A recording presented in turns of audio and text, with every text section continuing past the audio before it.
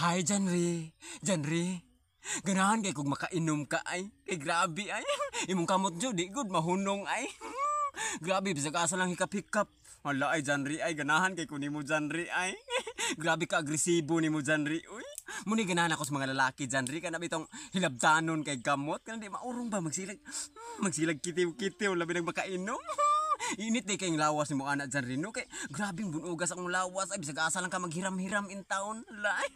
Dyan rin, ganahan. Lay ko ni mo dyan rin. Ay, mag-usab niya tagtagay dyan rin, ha? Chatan lang ka dong kung kanusaw gasa. Sige dyan rin. I love you dyan rin.